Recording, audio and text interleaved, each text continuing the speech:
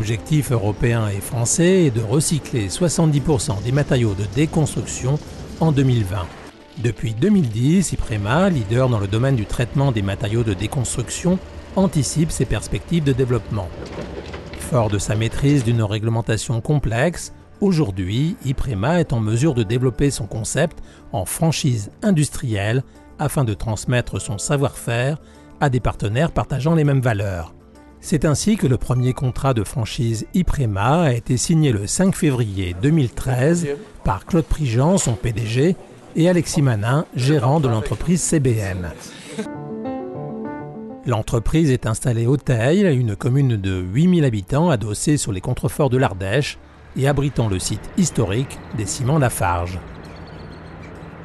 CBM est une entreprise familiale créée en 1955 et qui existe depuis 3 générations. Spécialisée à ses débuts dans la maçonnerie, l'entreprise a ensuite complété son offre avec le nettoyage industriel. Ses prestations pour l'industrie nucléaire ou des grands groupes comme Lafarge l'ont amené à être certifié ISO 9001 pour la qualité et MAS pour la sécurité.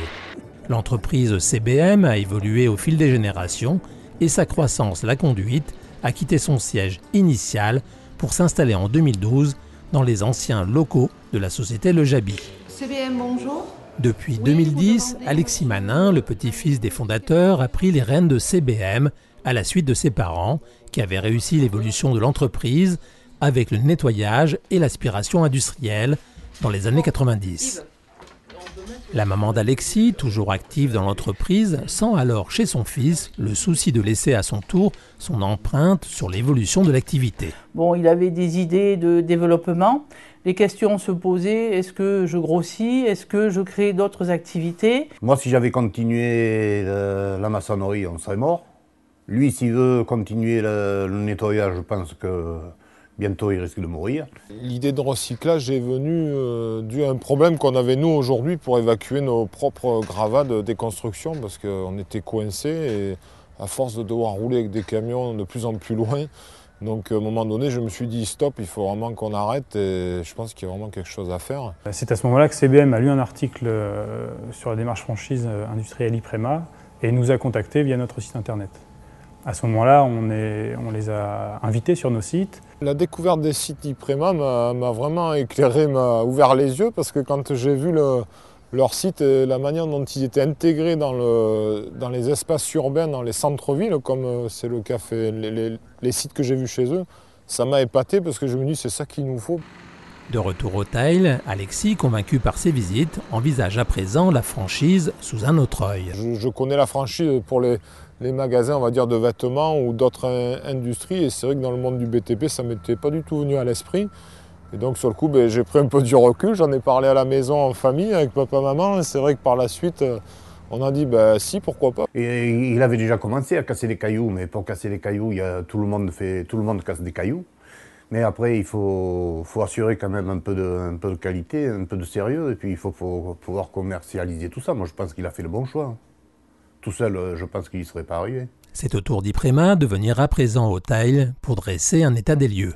Sur place, on évalue la faisabilité technique d'un tel projet. Est-ce que le terrain va être compatible avec notre activité? Est-ce que les habitations les plus proches seront à une distance suffisante pour éviter toute nuisance?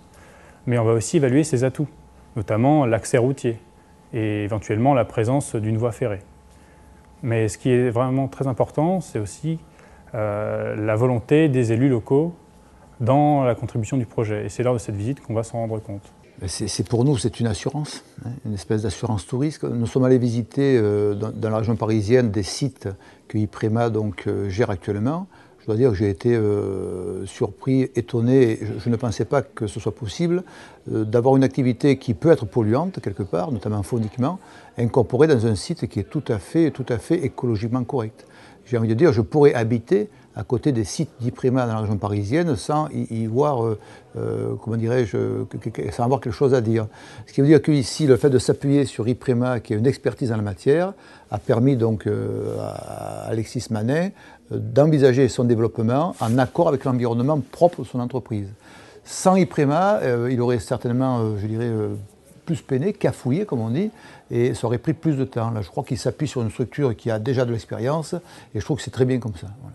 Mais il y a deux choses. La première, effectivement, qui peut nous venir à l'esprit, c'est que dans nos marchés publics, soit identifier l'utilisation de matériaux issus de la déconstruction.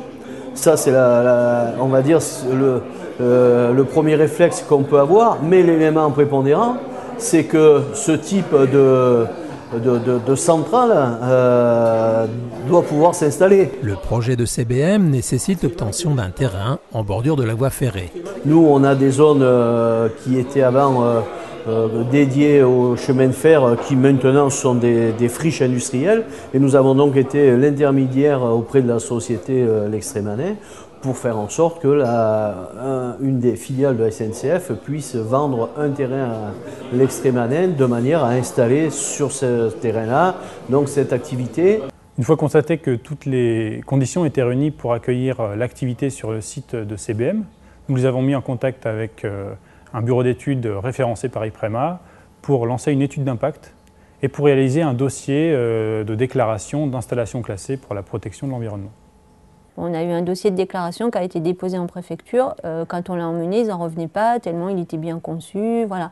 À chaque fois, on bénéficie de tout le débroussaillage qui a été fait. Les écueils nous sont évités, du coup on avance plus vite et puis on ne se trompe pas, quoi. L'assistance d'IPREMA passe aussi par des conseils sur le schéma organisationnel de la prochaine plateforme. On est intervenu sur l'organisation de la future plateforme, que ce soit au niveau des accès et des emplacements pour le stockage des matériaux, l'installation du process. Le centre de formation IPREMA d'Emerainville vient compléter cette assistance. Le franchisé est accompagné au quotidien.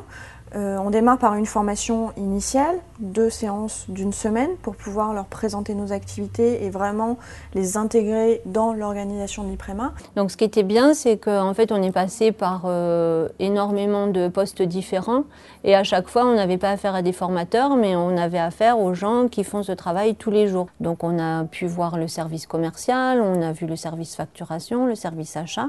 On ne peut pas se contenter de la formation terrain, il faut vraiment former quelqu'un du côté administratif. On a été intégré de suite dans l'entreprise et une facilité d'apprendre le savoir qu'ils avaient eux aujourd'hui. Je pense que c'était quelque chose vraiment on a ressenti un esprit d'équipe vraiment fort. Dans quelques mois, la future centrale du Teil portera les couleurs d'IPREMA. Les 3 générations d'entrepreneurs continueront à partager le repas chaque midi chez Mamie. Et Alexis, dans l'ancienne entreprise de sous-vêtements, se fera un plaisir de préparer des sous-couches de chaussées. Valeurs communes et compétences complémentaires, gageons que ce partenariat soit une nouvelle source de réussite durable pour CBM et le premier exemple d'une longue série pour IPREMA.